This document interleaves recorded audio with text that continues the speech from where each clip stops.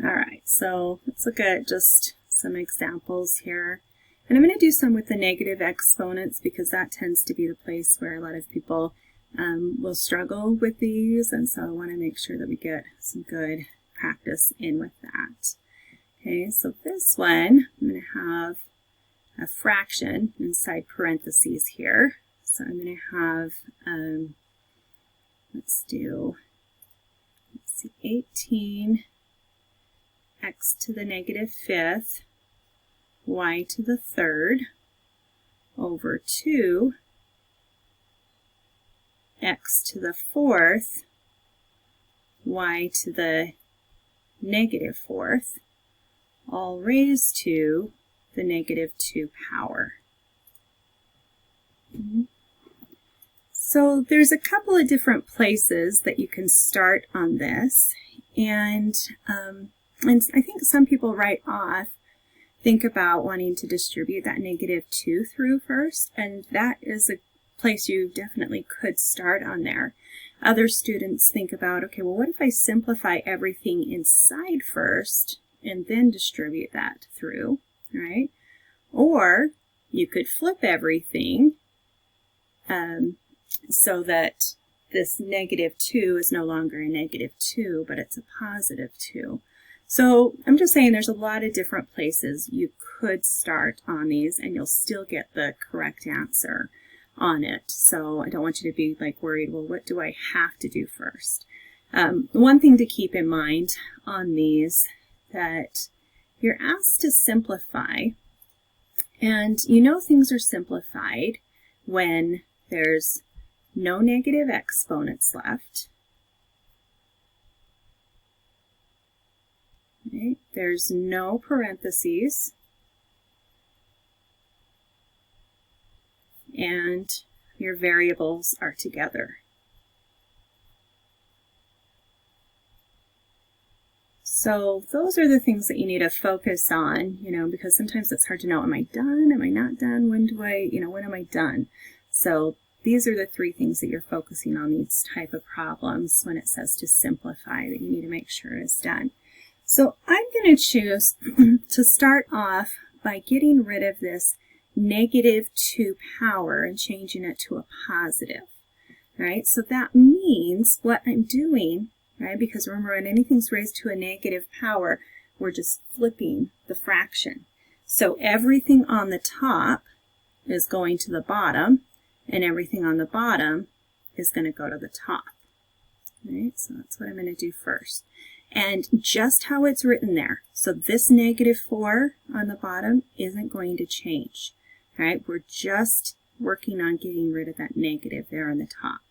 So I'd have 2x to the fourth, y to the negative fourth, and then all of that top goes on the bottom. So that's 18, x to the negative fifth, y to the third, and then this is all raised to a positive 2 power, right? Because the only thing I did right now was trying to change that negative 2 to a positive 2 by flipping everything inside.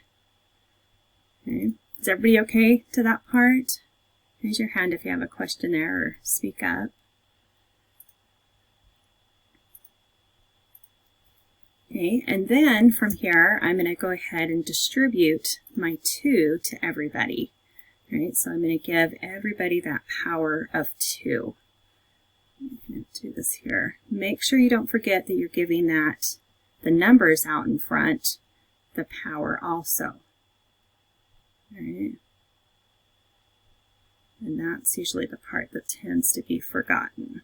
Okay, so then my next one will say, I'm just going to write it down like this. I'm going to have 2 to the second power, right? X to the 8th power, y to the negative 8th power, over 18 to the second power, x to the negative 10th power, and y to the 6th power. Okay, and notice that whenever, when a power raised to a power, I've got to multiply those together. So that's how I got these exponents there. It's doing a power raised to a power. Okay, questions on that step?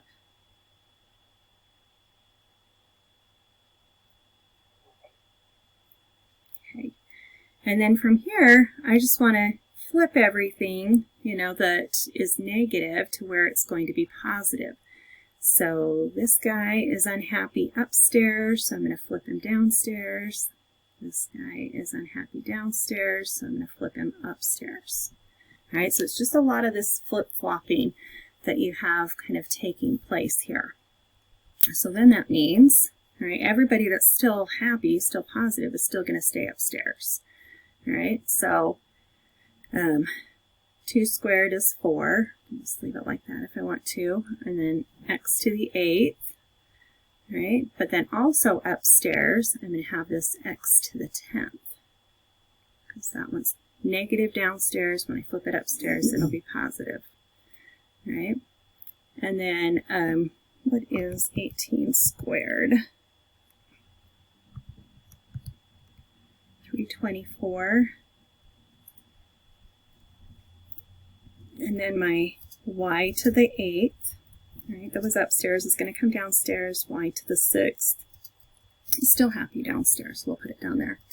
Okay, so if we look here, right, we don't have any negative exponents, we don't have any parentheses anymore, but we've got to get our variables and our numbers together. So first off, we need to, think about, okay, I need to get the number parts together, all right, and so in your calculator, you're just going to have to reduce that. And that would be 81. 4 divides into 4 once, and into 324 81 times. All right.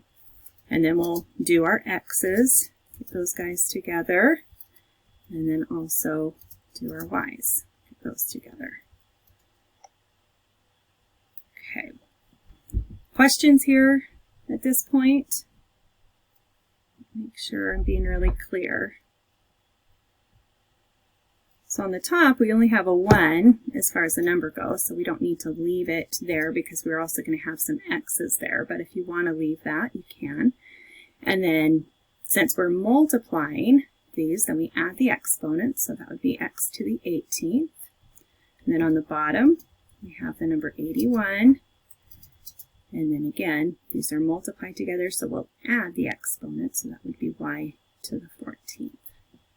And now we have all of this simplified. We don't have negative exponents, we don't have parentheses, and we have our numbers and our variables all together in one place. So that would be our answer for that one. Okay.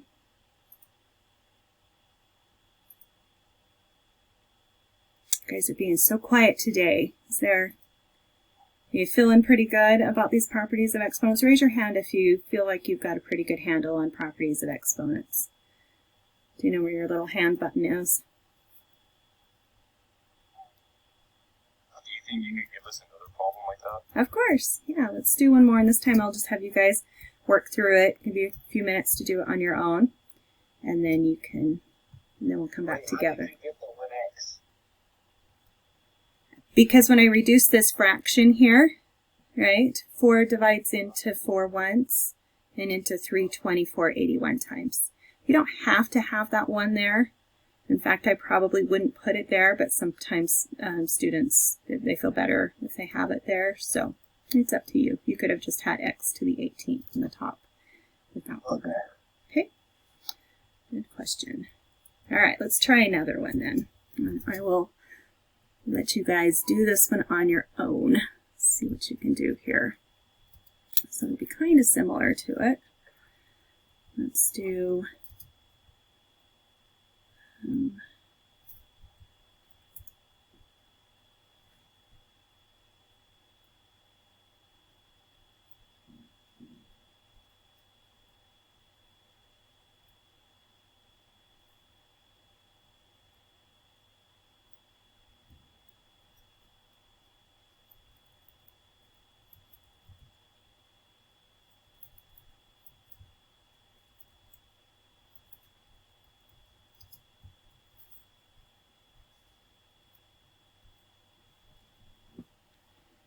okay, so everybody start that. And remember, there's a lot of good places you could start.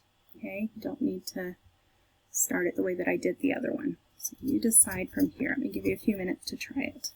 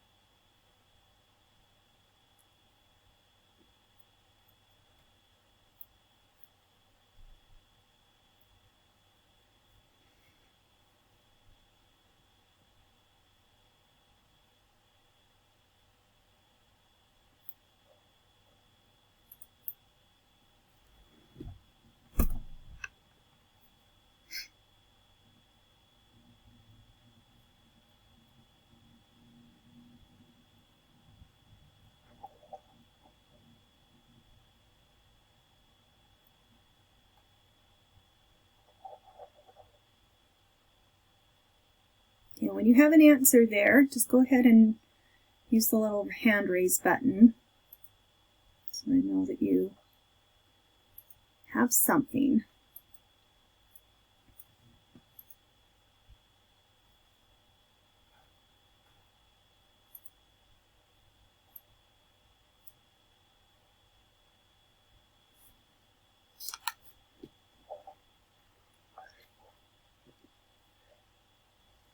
Does everybody know where the hand raise button is? Make sure. Just in the participants box next to your name. If you click on that.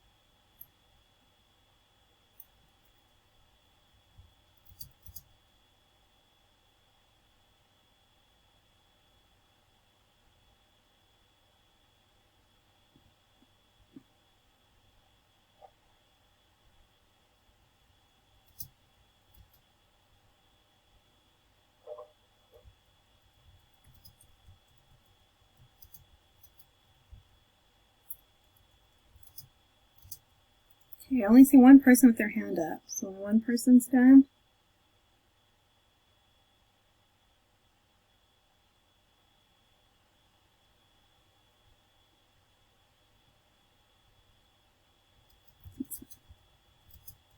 that's great. If you're still working on it, no big deal. I just am not there to see what you're doing. It's so much harder. So I'll give you a few more minutes. Keep going.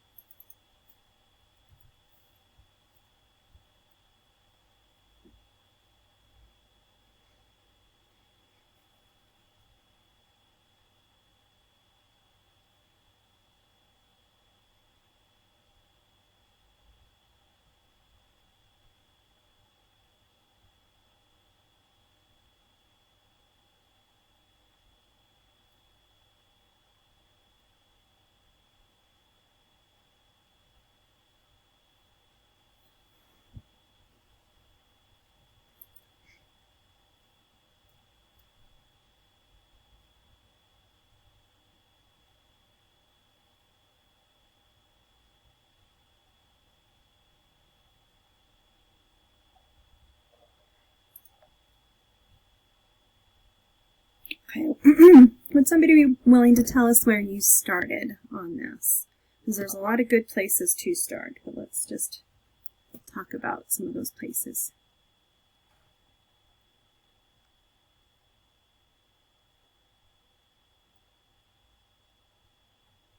Alex or David, maybe? So hands up. I distributed the -2. Okay, so you distribute the -2 through to everybody? Okay. And it looks like Nancy said that she did that also. So let's start there and go about it that way and see what happens when we do that, right? So when we're doing that -2 through to everybody, then I'm going to have 3 to the -2 power. I'm going to have x to the +12 power, y to the +20 power, right? Because a power raised to a power, and multiplying those together. And I'm going to do 9 to the -2 power, x to the 8th power, and y to the 8th power. Right? So that's if we distributed that -2 through to everybody first. Right? Then what did you do after that, David? Do you mind telling us what you did next? I moved the 9 and the 3 to where it's going to be 9 squared on top and 3 squared on the bottom. Okay, awesome. So just making any of those negative exponents positive, right? So that 3 to the negative 2 is going to go downstairs, and the 9 to the negative 2 is going to go upstairs. So that would be 9 squared, x to the 12th, y to the 20th. And on the bottom, I have 3 squared, x to the 8th, y to the 8th. Right, I'm only moving just the parts that have negative exponents. Everybody else is happy, so we'll keep those. Okay, what about on the next step?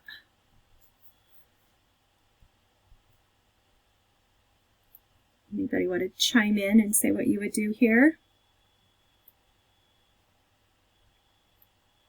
Start subtracting the x's and the y's from each other. Okay, so let's get those x's and y's together. What about your whole numbers?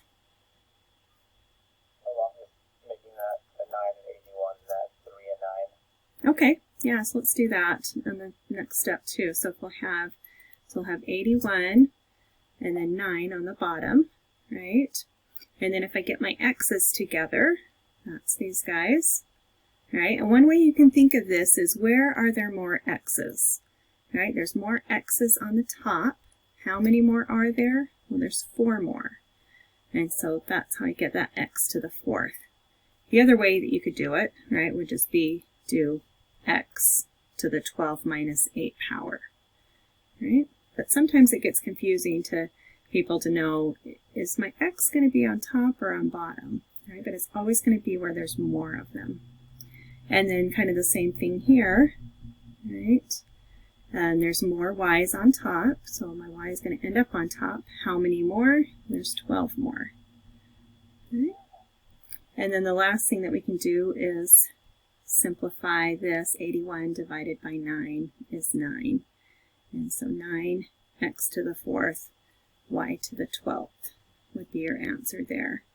And there would be a 1 underneath there, but when you have a fraction with a 1 underneath it, you don't need to put that 1 there. If there was a 1 left on the top, you'd need to make sure you keep that, right, as the fraction. All right, what questions can I answer there? So even if you went about it in different steps, like in a different order, you still should end up with this. So if you didn't, or you got stuck somewhere, go ahead and chime in and ask your question. Just unmute yourself and ask if you have one. So since the 81 goes into 9, you don't have to put a 1 under it. Like sometimes when we get bigger numbers at the bottom, you put a 1 at the top, even if there's nothing else. Right, because think about, if you have the number 5 or the number 1/5, right? The 5, you could put a 1 underneath it to make it into a fraction, but that's not necessary. But 1/5, right, you'd have to have that 1 on the top to show, that it's a fraction, that there's more on the bottom. So you don't have to have a 1 on the bottom, but if you were left with a 1 on the top, you'd have to make sure that you kept it there as a fraction. Does that make sense?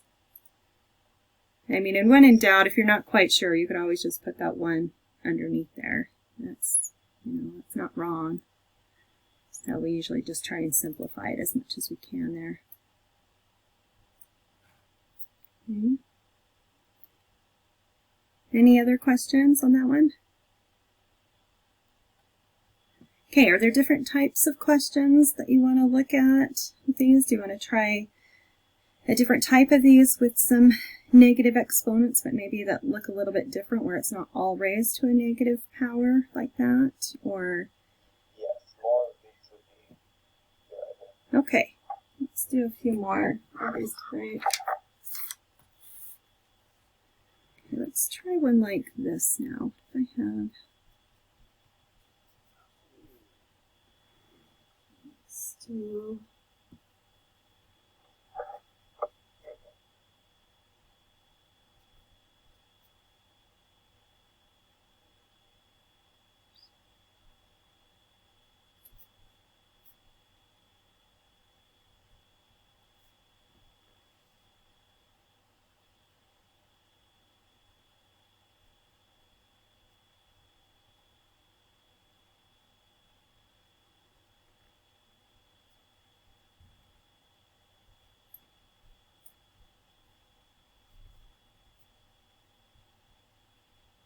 Okay, what about one like that? And this says to the 5th power, y to the 5th. Maybe I'll rewrite that. Kind of looks a little weird. Oopsie.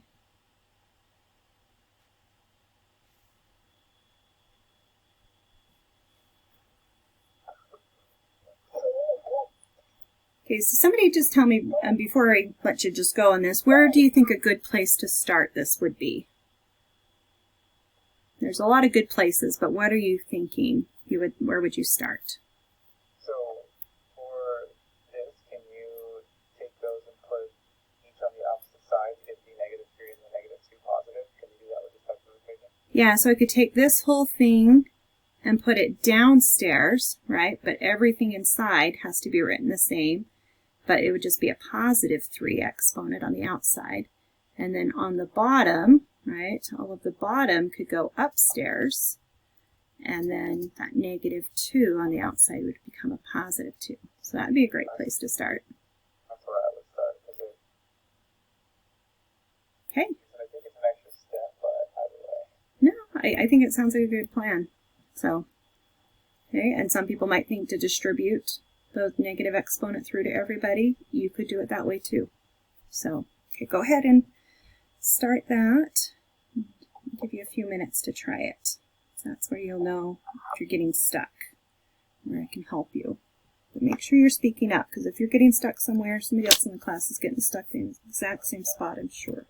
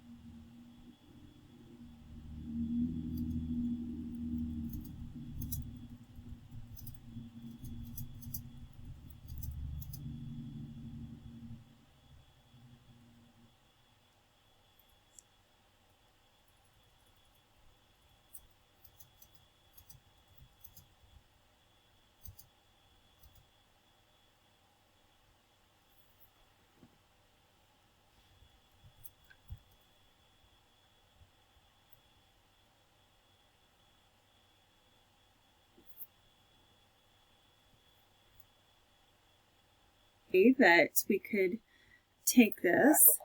Yeah, you bet.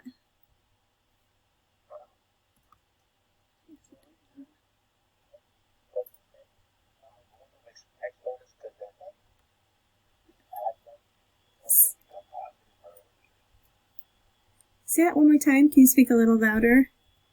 Yeah.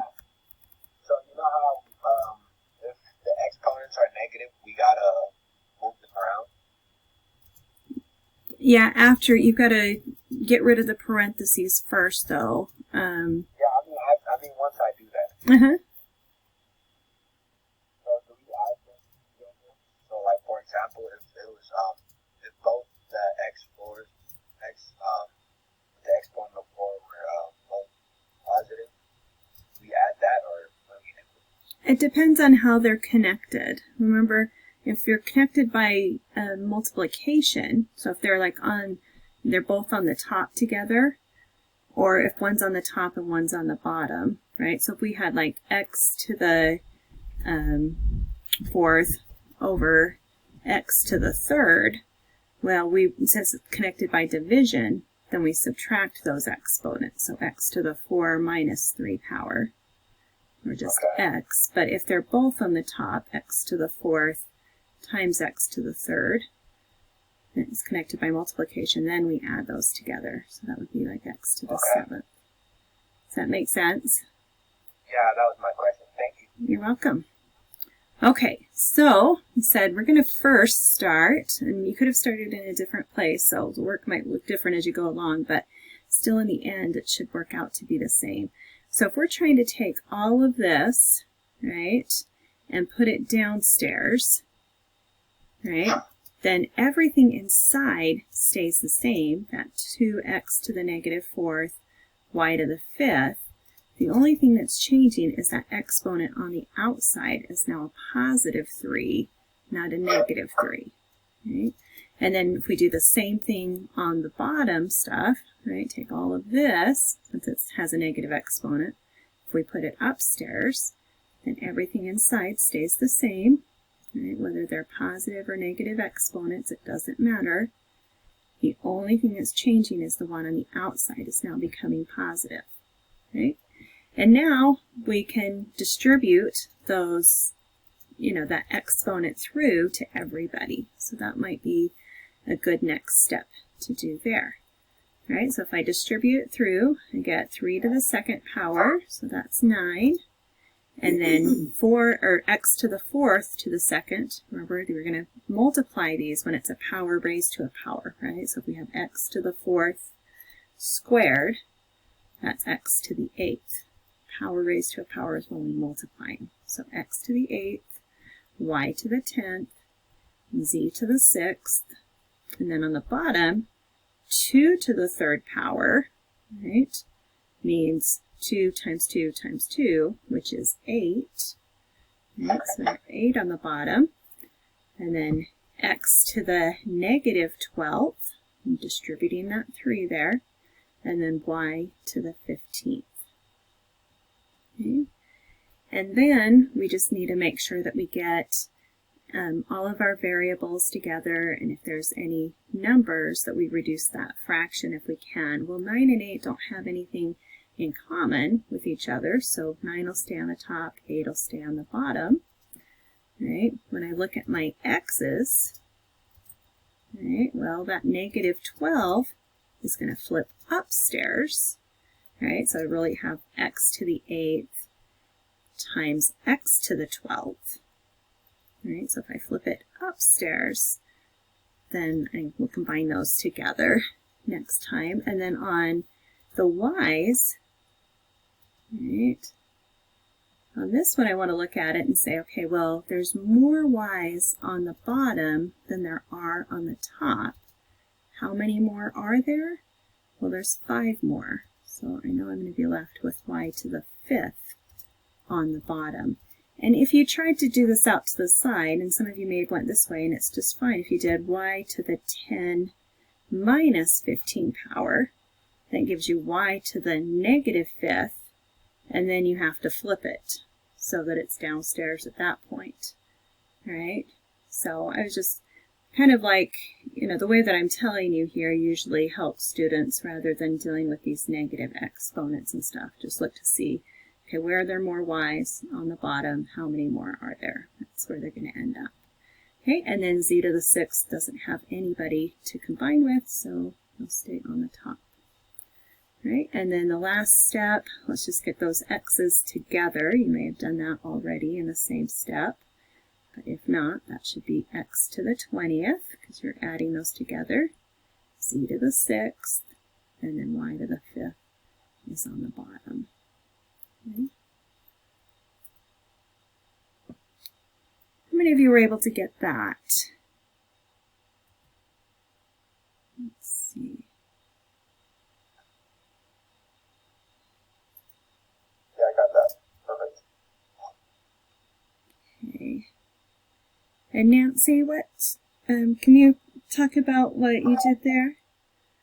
I actually multiplied 2 times 4. And then I multiplied 4. 3 times 3 times 3 times. I'm not really sure what I did. That's all right. I think my mind just disappeared for a minute there. Yeah. You have y to the 20, y to the 21st, and then x to the 4th. So I'm not sure. Yeah, I thought it was 3 to, I thought that 4 was 3, so I did 3 times 3 times 3 times 3. Because I didn't even look at this in the right way. Oh, okay. Maybe just going back and look at, sometimes, if you make a mistake in writing it down somewhere, that makes it difficult. Yeah. And sometimes it's really easy when you're flipping these things around, right, to mess up what the exponent is there on the outside. So yeah, so if it was a negative 2, it flips upstairs, and now it's a positive 2 on you know, the first one here, it was a -3 on the outside, it flips downstairs, it's now a +3, so. No, I thought the 3 was on the 4. Like, the exponent or... Oh, I see. So, Yeah. Oh, that's a good thing to, yeah, no, that's a really good thing to make sure we talk about, right? Because all of these guys are separate from each other. So, and I know it's like, so when you say 3 to the x, or 3 times x to the 4th power, right? Those guys are separate from each other. Unless it's written in parentheses and you say 3x, all raised to the 4th power, right? Then that's giving the 3 a power of 4 and the x a power of 4. Do you see that subtle difference there with the parentheses? How that would be different. And then the same thing down here, right? All of these guys are separate from each other. These are connected by multiplication. Okay, good. I'm glad you brought that up because that's something really common that happens. People think, oh, that, that 4th power has to be distributed to everybody, but only if it's inside parentheses, like I have here on the bottom one, right? All right, good. These are it just takes some practice usually with these, and you just got to keep practicing with them to really get these properties of exponents down. And I know some of my students have said, oh, it's just, there's so many things to remember, so many rules to remember. And, it's more about like how to use the rules and actually, memorizing the rules. And so usually if you are practicing with them, that's when you'll get those rules down better. And we're going to be kind of extending this. So in our next module, we're going to be talking about undoing exponentials, right? Whenever there's a way to do something in math, there's always a way to undo it. And so you've got to know these properties of exponents, not just for this module, but there's going to be some other properties that we're going to be talking about that are related to them, just because we're undoing these exponentials now. Okay, so keep that in mind, that, the better you get it down now, the easier the next module will be as well, because you'll have kind of a solid foundation on it. Okay. Did anybody come across any other questions, maybe from homework or anything like that you wanted to work through?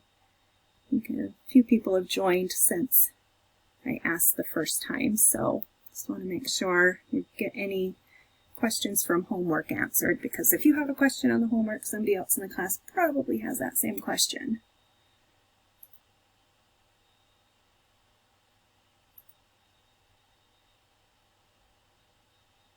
No?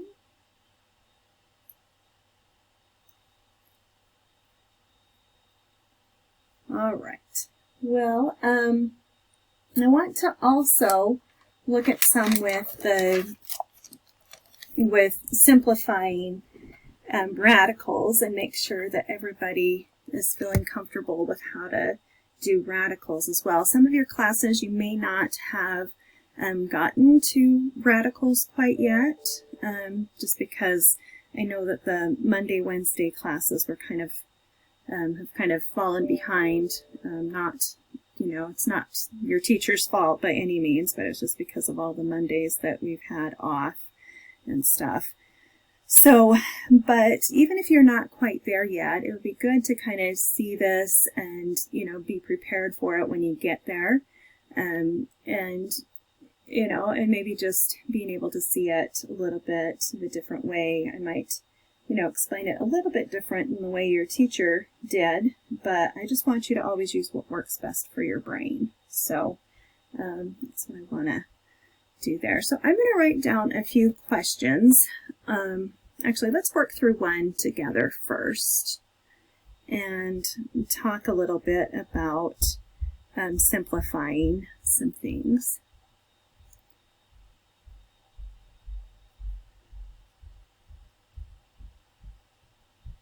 Oops.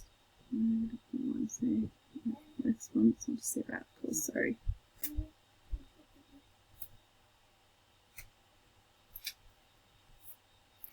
All right. So one thing that I want to make sure that you understand is we're going to be dealing a lot with perfect squares and perfect cubes.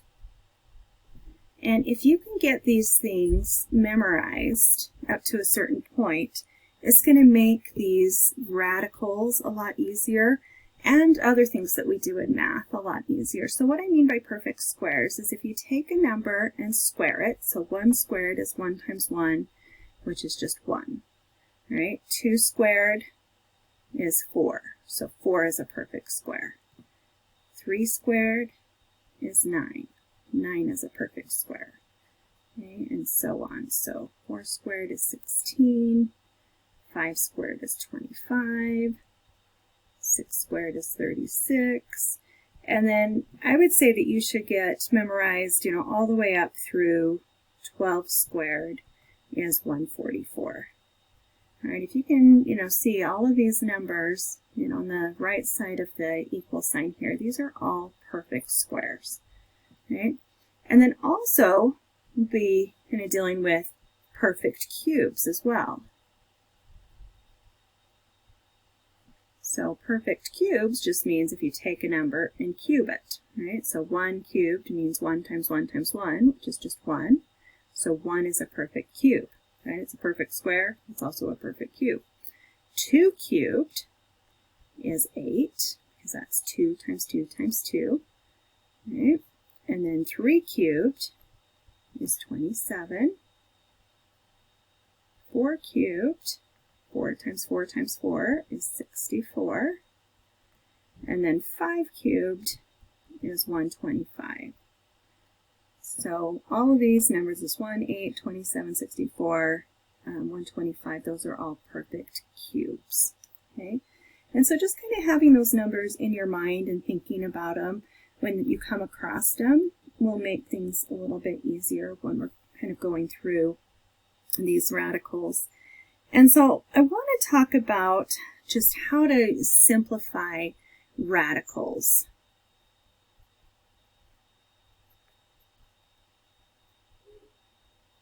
Right? And so remember, a radical could be a square root, or it could be a cubed root, or it could be a 4th root, or a 5th root, and so on, right? On our square root, we don't usually put that 2 up there. That's called the index, right? So just understanding kind of the terminology on some of this is good to know, right? So that's the index, is the root, right? And so that can change, right? And if it's not shown there, then it's a square root, right? So it's kind of like invisible, an invisible 2 that's written there on the square roots. Okay? Let's see, was there a question? All right, so let's look at one where we're going to simplify some radicals. I'm going to simplify a square root first and see how we do with this, right? So if I have something like let's do the square root of 80p to the 3rd power. So one way that you can simplify these is start off by making a factor tree for that 80, right? So you're going to just break that down and think to yourself, what times what is 80?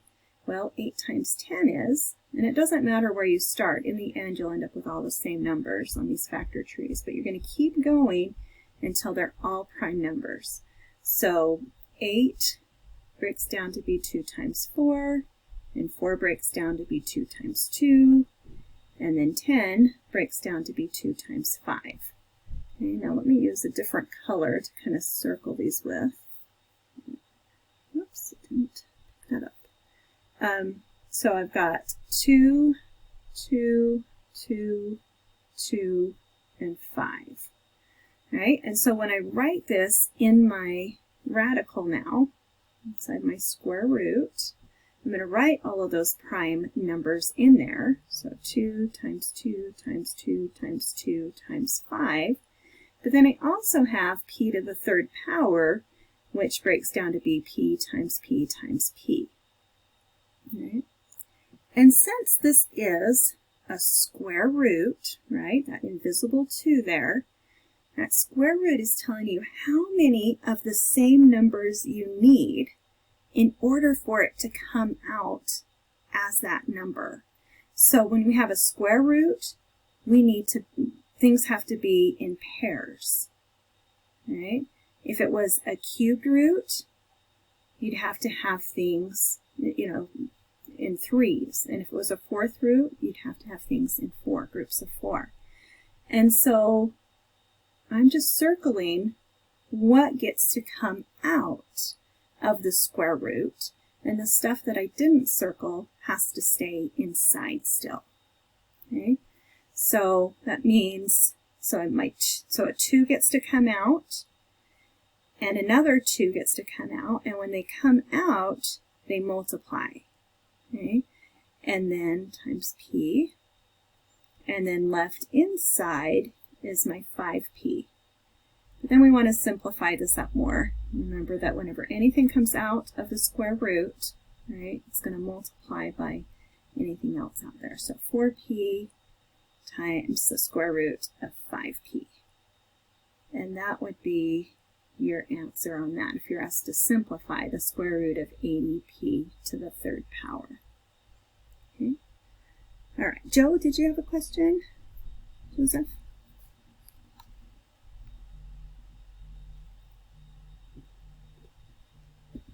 Well, sorry, I had that on. Oh, that's okay. No worries. Alex? So with this one, how did you know it was a square root over anything else? Because if it doesn't show anything there, it's automatically a square root.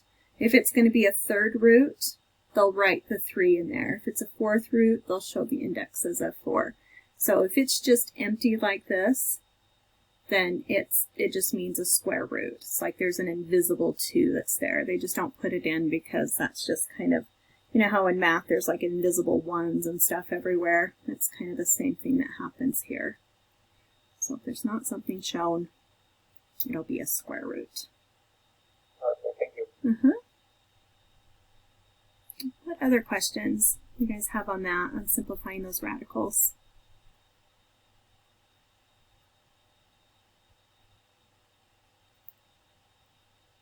Okay, why don't we do this? Let's take a little 5-minute break or so. I'm just going to, while we're on the break, just write some examples up here, some little things for you to try and work through so that we can kind of look at a few of these together. Okay, but take a little 5-minute break right now, and then I'll just be writing these up here while you guys are on break. So get a drink, stand up, walk around, do something for a few minutes. Okay, let's go ahead and try and look through some of these, and I'd love you guys' input and help on them, and tell me how you're thinking through these type of problems, even if you didn't get through it all the way, but tell me what you would have done. Okay, so what about a number 1? That was an idea of how we would figure out square root of 68 is between which 2 consecutive numbers? Figure out which perfect square would be close to 68, which is 8. Okay, so we can kind of see that 68 would be somewhere in between 64 and 81, right? Okay, have here in between those 2 perfect squares. So which 2 consecutive integers then would that be between? 8 and 9. Yeah, so 8 and 9 is what we put down for our answer here. Because that means if you tried to do the square root of 68 on your calculator, and I want to make sure everybody knows how to do that on your calculator, because usually on the quiz and sometimes on the final exam, they have a question where it's asking you to change it to a decimal approximation. So make sure, if everybody can try that right now, figure out what the square root of 68 is, rounded to 2 decimal places. Let's go ahead and do that. And if you're not quite sure, look for that square root button on your calculator. Some of your calculators will put the square root button in first and then the 68. Others you'll put in the 68 and then the square root button. So it just kind of depends on your calculator. And then some calculators will leave it kind of as in radical form. And so on the calculators that do that, there's usually a button there to change it to a decimal. So what did you guys come up with then as the decimal approximation on that? I know I didn't ask you to do it on this first one, but I just want you to try it and see what you come up with. Okay, Shayla said 8.25. Okay, does that look right? Because remember, we're rounding to 2 decimal places because it said 8.2462 blah, blah, blah, blah, right? But remember that 6 is going to round that 4 up to a 5, right? And we know that it's between 8 and 9, so we knew it was going to be 8 point something, right? And it's closer to 64 than it is to 81. So that seems to make good sense. So that would be the answer there. Okay. All right, what about with square root of 117? So which 2 consecutive numbers would that be between? 10 and 11. Okay, because again, right, if we look at it here, right, is that where 117 would be in between 100 and 121? All right, so it's going to be between 10 and 11. So we know our answer is going to be 10 point something, right? And then what would that 10 point something be rounded to the nearest, to 2 decimal places, I should say. 10.82. Okay. All right, so just make sure you understand what it means. Like on your homework, sometimes people get a little bit confused by what they're asking here with the 2 consecutive numbers, right? It's just saying, these are perfect squares, so you'll get whole number answers for your answers. But if there's any numbers between, right, these numbers that aren't perfect squares, you can get a decimal approximation for those. Okay. All right, any questions I can answer on 1 or 2 and how to do those type? Okay, what about number 3? So number 3, I have 2 different parts, right? The square root of 81 and the square root of negative 81. So what's the square root of 81? 9. Okay, that would just be 9, because remember we're thinking what times what, right? It's the same number, gives us that, so that would be 9. What about the square root of negative 81? Wouldn't it just be the same?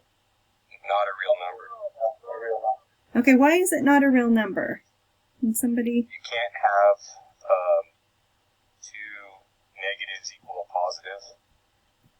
Well, I mean, excuse me, you can't have like a negative and a positive, or 2 negatives make a positive number.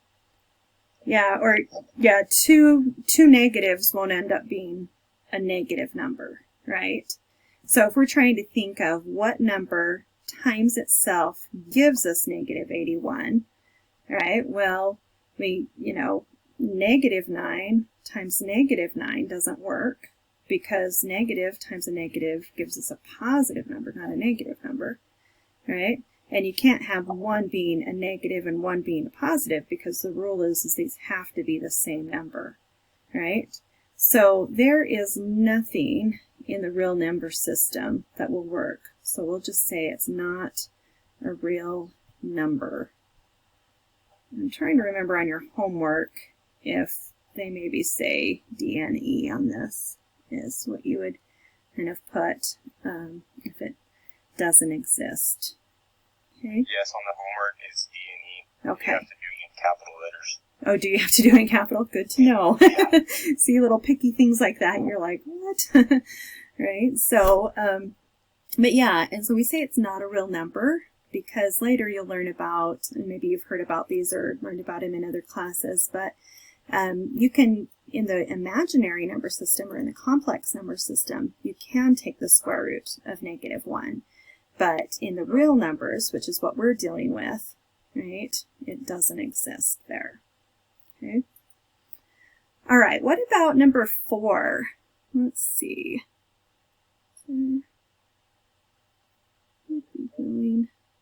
Okay, David wrote in the chat that he thinks it's -4. Okay, Joseph, did you come up with that too? Yeah. Okay, how did you come up with -4? What did you do? I put it in the calculator, that's what it came. All right, I like that honest answer, right? You're like, I don't know, my calculator told me it was, right? But what does that mean? So it's really saying that -4 times -4 times -4, right? Because since it's a cubed root, we're thinking of 3 numbers, and they have to be the same number that would multiply to be -64. And this is what I wanted to talk about a little bit. So you can't find the square root, right? Because 2 negative numbers multiplied together will never give you a negative answer. But if you have 3 numbers that are negative multiplied together, you can get a negative answer. So I wanted to make sure you saw this because I see a lot of students write this as DNE also because they think, oh, you can't have a negative inside there. You can if the index is an odd index, like a 3rd root or a 5th root or a 7th root, right? But if it's a square root or a 4th root, right, then you can't do that because for, yeah, those even numbers, if you have 2 negatives, right, multiplied together, that's always going to give you a positive answer. Okay, so yeah, so what we're thinking of here, so the answer there is -4. Right? Because we're thinking what 3 numbers, it's the same number, multiplied together will give us that. Okay? All right, and what about on something like this? So let's start doing a little factor tree. And I know that some of your calculators, like I said, they will simplify these for you, but your instructor, more likely than not, is going to ask to see your work on it too, so you need to make sure, I mean, it's a good check, you know, with your calculator, but let's make sure you understand how to get there. Right, so when we're trying to break this down, and sometimes we start off with numbers that maybe are kind of harder to, you know, figure out, but remember, like if you kind of think about divisibility rules and stuff, you know, if it ends in an even number, you know it's divisible by 2. If you add these digits together, and that number is divisible by 3, then this whole number is divisible by 3. So meaning if I did 7 plus 4 plus 1 gives me 12. 12 is divisible by 3, so I know this number is divisible by 3. And sometimes you can just start, you know, just start on your calculator, see what we'll divide into it evenly. And so we get 3 times 49 gives us that 147. So 3 is prime, so we'll stop there. But 49 breaks down to be 7 times 7. All right? And so then again, if I write this down, I'll have 3 times 7 times 7. And then I'm going to write these out again, but I want to show you the shortcut because when the numbers, when these exponents get really large, we're not going to want to have to write these out every time, right? But let's look at it this time. So we said, okay, since it's a square root, right, remember that it's not showing us a root there, so we know that's going to be, it automatically is a square root. And so then we're going to see what pairs we have here, right? So 7 gets to come out, an M gets to come out, another M gets to come out, and then an N gets to come out, right? And so then that's going to leave us with, so 7, and then M and M, so that's going to be M squared, and then an N, right? So these guys that I circled, right, you have to have 2 of them to come out as 1, right? So they come out as that number. And so, and then left inside is that 3M. Oh, sorry, I forgot about the n there. Sometimes that happens. It gets caught up in that other one, so double check, right? So 3mn. All right, but then if you were trying to do maybe like a little shortcut on, rather than having to write these variables all out, what you're really doing here is you're kind of doing some division. You're saying, how many times will 2 divide into 5, right? That exponent on the m. Well, 2 will go into 5 2 whole times with 1 left over, right? So however many times it will go in is what gets to come out, and the leftovers stay inside, right? Similarly, for our n to the 3rd power, right, 2 will divide into 3 1 time, right, with 1 left over. Right? So that's kind of a little shortcut way rather than having to write those out every time, because the next one we do is going to have some higher exponents here, and so I want to make sure you see that shortcut. Okay, questions that I can answer on that number 5?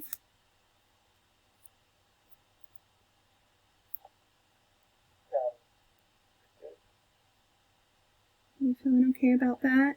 And like I said, your instructor maybe in class will show a different way besides this prime factorization. But I'd like to make sure all students get to see this, because for some students this just works better for their mind than other methods. But always just use what works best for you, right? I mean, if you like, you know, different way that it's explained, then go with that different way, right? There's always a lot of different ways you can work through problems in math, and that's why I think I love math so much, because you can. Okay. All right, I want to look at just a couple more here. Let's try this one. Let's do the cubed root of 160 p to the 8th, and then r to the 11th. Okay, so we're dealing with a cubed root this time, not a square root. All right, so let me give you just a minute and try and do that. So I want you to try and do your little factor tree over here to break that down.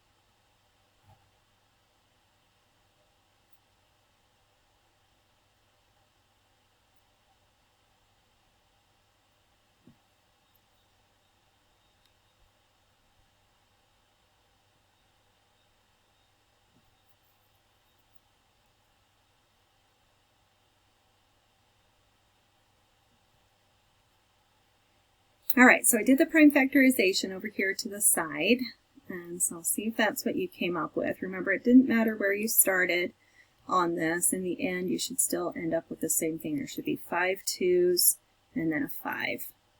All right. And so remember, since this is a cubed root, right? Cubed root, everything has to come out in 3s now, right? It's not 2s anymore. I have to have 3 of the same. So 2 gets to come out, right, as far as my number goes.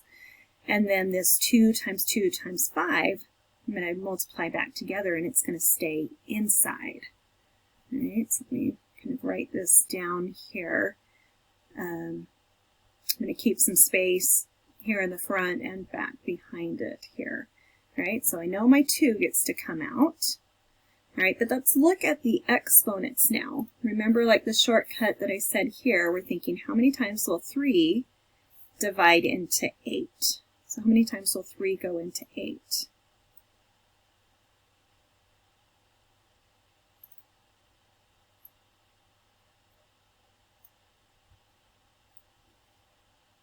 How many whole times? 3 Twice. Okay, twice, so that means that we have p squared, right? Gets to come out. But then how many left over? So this divides in 3 times with how many left over? 2. Okay, sorry, I should have written this out there too. So 2 times 2 times 5 is going to be 20. That's still inside there. All right, that's my leftovers with my numbers. And then p to the second is left over with my p's. Okay, how about the r's? So 3 will divide into 11 how many times?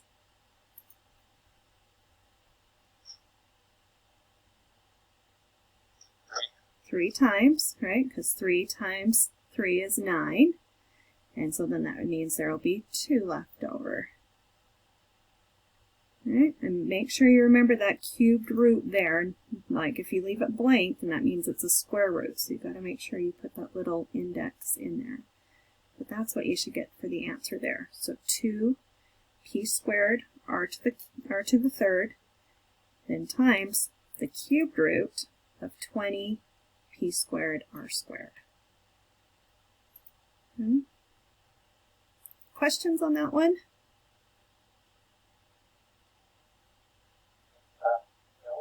Nope. Going good. Okay, let's just try one more. Because I did have a student message me yesterday and say she saw a question like this on the homework, but there wasn't any kind of examples for it. So, so that's, I wanted to make sure that everybody knew, how to do this, just because I didn't want, to get stuck on it and stuff. I didn't realize there wasn't an example kind of like this. So if we have negative 7y, and then we'll do the square root of 96 x to the 12th, y to the 11th.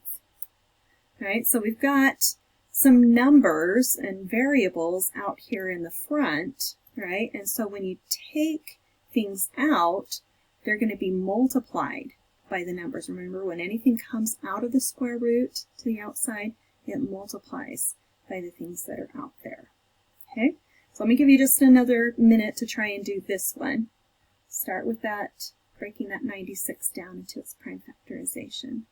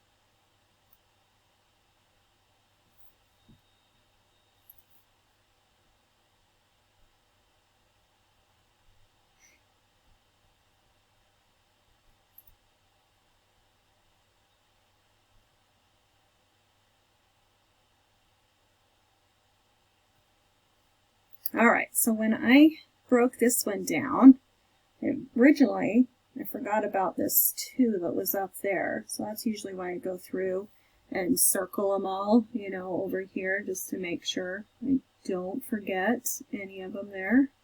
All right, so I have all my prime numbers.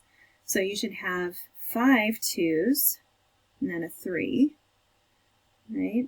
And so then again, since it's a square root, right, we're bringing things out in groups of 2. So I see a pair of 2's here, pair of 2's here.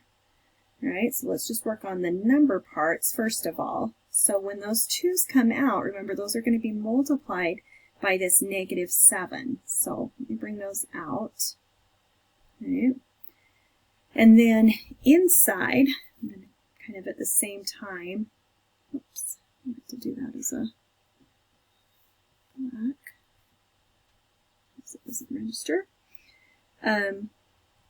So when I, bring those out and stuff, then in 2 times 3 is still going to be, we're going to multiply those together and keep it inside because they don't get to come out. All right, what about my x to the 12th? How many x's get to come out?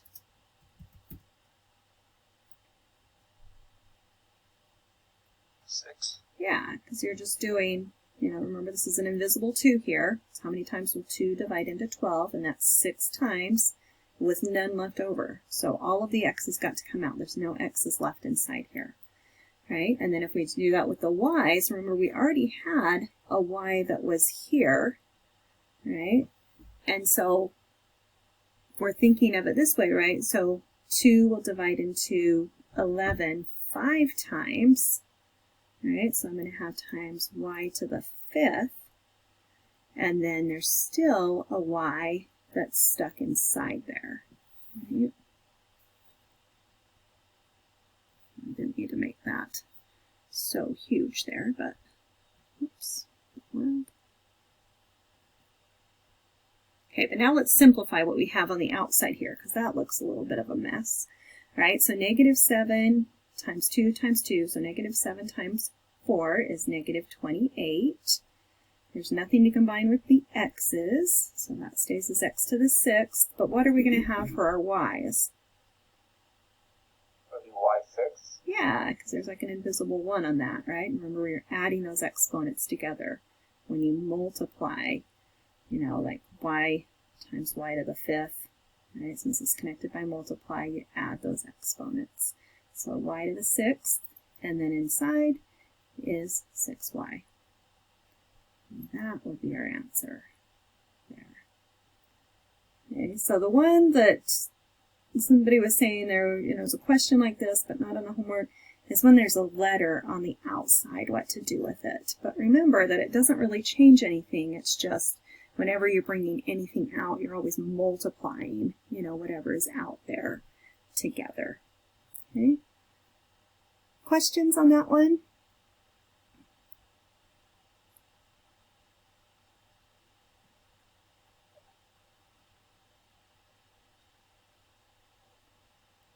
All right, if you have any individual questions that you want to stick around and ask me about, I'm more than happy to help you with those. But otherwise, remember, I will take this recording a little bit later today, and I'll get it put on our 988 Canvas site, so that if there's anything on there you want to go back and look at again for reference, then you'll be able to do that. Okay? Have a great weekend, but stay on if you have any questions for me so I can help you individually if there's anything I can do for you, okay? Have a super weekend. Yep. Talk to you guys later. Thanks for coming. Thank you. Thanks for coming today. Thanks. Bye. Bye. Thank you. Yep, bye.